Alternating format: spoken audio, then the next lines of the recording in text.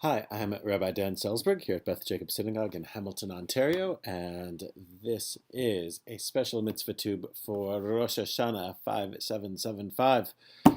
And this is what I hope to say on the second day of Rosh Hashanah. I'll call it out of hand.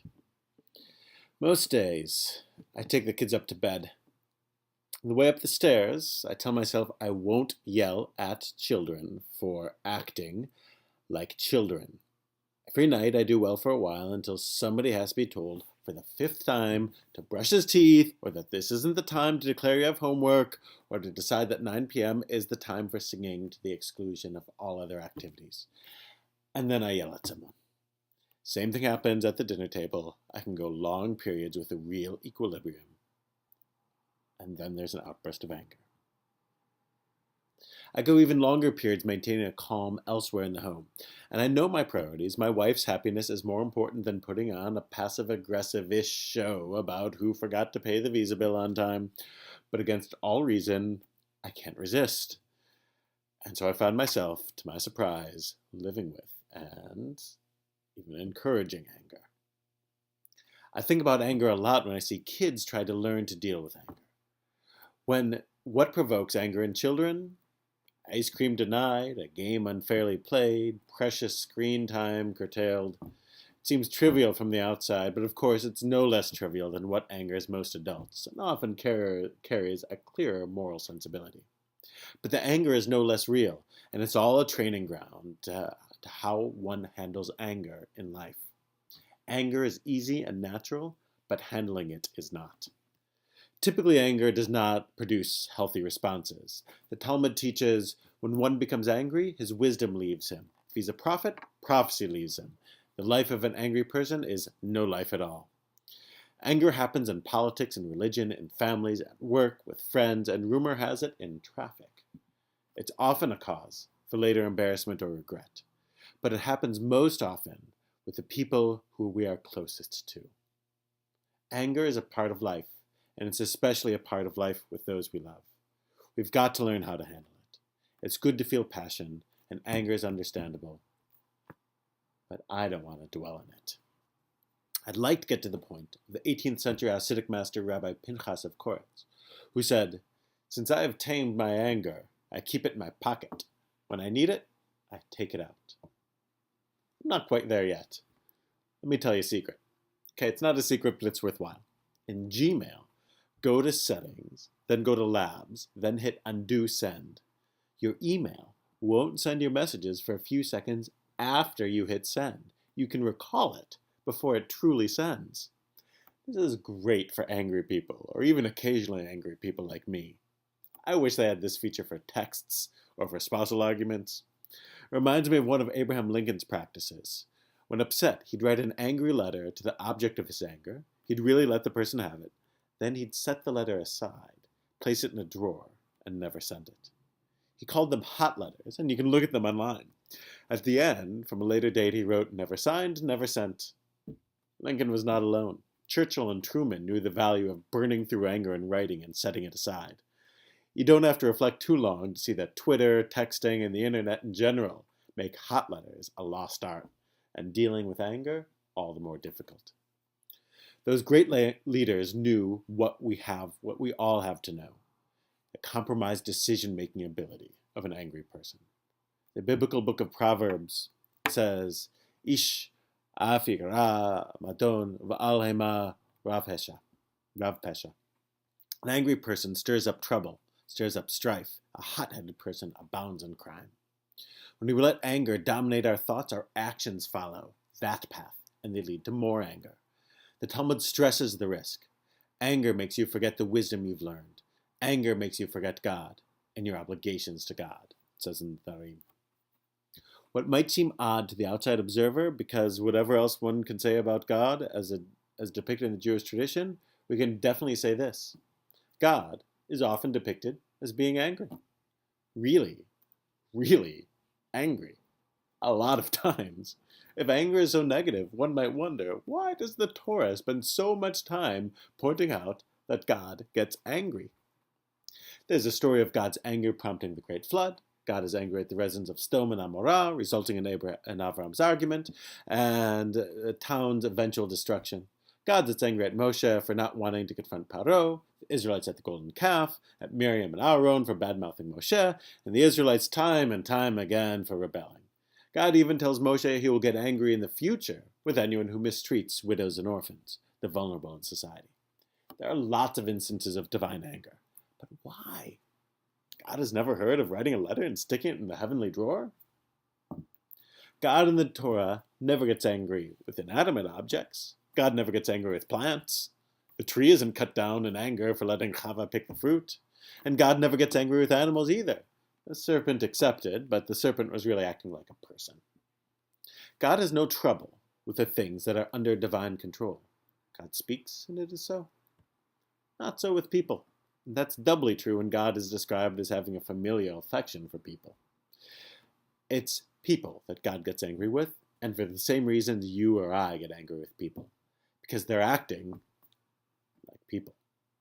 People are independent, thoughtful, willful, emotional, and don't do exactly what others want. But the Torah's message is both consoling and troubling. God has trouble leading people without feeling anger. This message seems to be that anger is built into the universe. Things will never go perfectly your way, and frustration and anger will result. And the Torah's stories shed light on why. But look at how differently anger is dealt with in time. After the stories of early anger, there's a moment when God begins to learn. Think of the story in the Torah we read on the first day of Rosh Hashanah. Hagar the Egyptian is angry at feeling disrespected by Sarah. Sarah's angry that Hagar's son Ishmael stands to grow to inherit wealth and standing alongside her son Isaac. Sarah angrily orders Hagar and Ishmael out of the house. Abraham is indecisive, till God seemingly says it's okay to give in to Sarah's anger. Hagar and Ishmael are expelled, and Abraham's family is permanently torn apart. Seeing the destructive force of anger in a family teaches God a lesson no less than it teaches us. God does not quite fly off the handle again, like the early stories in Genesis, when dealing with family. Instead, there's maturation. When Moses refuses God's command to go confront Pharaoh, God gets angry and can't quite figure it out. Moses has to be asked 6 times. And the Midrash says God and Moshe argued back and forth for a week. God wants to free the people, and Moses just won't hear it. So God gets upset. The scholar Aviva Gottlieb Zornberg suggests that Moses is so stuck in a rut, wife, 2 kids, steady job, tending the flocks, that he can't imagine himself in any other role, can't imagine any other reality, can't be bothered to overthrow Pharaoh. So Moses keeps saying no. I can't do it. I'm slow of speech, 6 times. God gets angry and snaps at him, but eventually compromises, sending Aaron along with Moses, and the issue gets settled. One thing we notice is that God is angry, but now, instead of lashing out, God works with the person whose stubbornness is getting him riled up. Let me get this straight. You won't rescue the people because you have a speech issue? You know who I am, right? You think that I don't already... Okay, look. You don't want to speak? I'll get someone to help. Compromise. Anger abated. Moses is on board. The anger is brief, controlled, and leads to a compromise. In the flood narrative, God regrets acting on anger. With Hagar, God sees how unrestrained anger can tear apart a family. In the Moses story, God has learned, as it were, to control anger and to harness it to productive use. There's a good chance that this story is telling us less about what God is and more about what we are. Anger, the Torah seems to tell us, is natural and needs safe expression. We could all get angry enough to destroy, but we'd regret it. We need to find the means to deal with it without kidding ourselves that we can completely suppress it, or that it would be positive to repress our anger even if we could. Anger is a part of life, but the destructiveness that often follows anger doesn't have to be. Being told to calm down, just thinking reasonably, or shouting "serenity now" won't work. We need the emotional moment to pass. Al tirtzeh et chavercha b'sha'at ka'aso. Don't pacify your friend in the moment of anger, the sages say. We're not robots. We need to feel, but within reason. In the Tanakh, King David and his wife Michal are sarcastic and snippy with each other in moments of anger, and the text suggests that their marriage soon devolved. We have to feel, but we can't be careless with our words, especially around those we care about the most. We need an outlet for anger. Another reason it's nice to know that our confessions to God are private and won't show up on WikiLeaks or iCloud or TMZ. We won't and shouldn't eliminate anger. It can inspire us to positive action, alert us to great wrongs, energize us in ways a placid manner cannot. There are times when anger is a proper moral response to injustice. Other times, anger is mere frustration. You just need to deal with it. Exercise, go for a walk, change the subject. Express your anger in prayer, meditation. Talk to a confidant. Or like Lincoln, write a hot letter, but don't send it. Or if you trust the person, you can send it. If you're angry with me, I can take it. Just put all your anger in email and send it, then hit undo send. Use the time you're here to let go of grudges, to rethink your approach to anger-inducing situations or people. This is literally one of the purposes of these holidays. The wordless call of the shofar is in part a call to forgiveness and mercy, transforming what was in ancient days a call to war into a call to conquer anger. Our anger, God's anger, you name it. Before sounding the shofar, we bless Baruch Ata Hashem, Shomea Kol Trua Yisrael Barachamim. Blessed are you, Adonai, who listens to the broken call of your people Israel with compassion. And the following blessing, Yom Harat Olam, today the world stands as at birth. Be compassionate with us. Areset Tzavatenu, may the words of our lips be pleasing to you. Accept with mercy and favor our service of this shofar. Mercy, compassion, a wordless call to one of our great struggles to contain our anger. It's clear from the millennia of Jewish tradition that it is no sin to be angry. What we do when we're angry, well, there are more than a few sins there. But anger is a part of who we are. Like so many emotions we have, we only have to learn to live with it and accept it as part of who we are, striving to ensure that neither we nor others suffer for our emotional lives. On the contrary, showing how we feel the range of human emotion without letting it cause undue harm is what we commit to on Rosh Hashanah. There's a lot of anger in the world.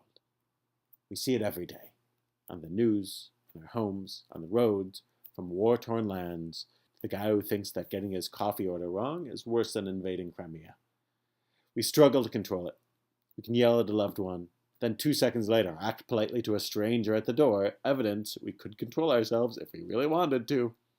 But it's hard for everyone. The Talmud tells the shocking story of Rabbi Ishmael ben Elisha, one of the last high priests of the Holy Temple in Jerusalem. When serving at the innermost altar, Rabbi Ishmael had a vision of God. And God said, "Bless me, my son." Why God desired the blessing of a mere human is not stated. Rabbi Ishmael blessed the Lord the following words: "Yir atzon milfanecha, shikavshu rachamecha al midotecha." May it be your will that your mercy overcome your anger, and that your mercy prevail over your other attributes, so that you treat your children in accord with the trait of mercy, and not just by the strict letter of the law. And God nodded approvingly. Humanity blesses God with the hope that anger can be balanced. God blesses us that our anger be balanced. And we should bless each other. Keep perspective. Remember who you aspire to be. Know before whom you stand. And know that we all have enough role models of how to express anger. We could use a few to show us how to put our anger safely in our pocket, taking it out only when it's truly called for. Shna Tova Tikatevu. May you be inscribed for a healthy, sweet, and fulfilling 5775.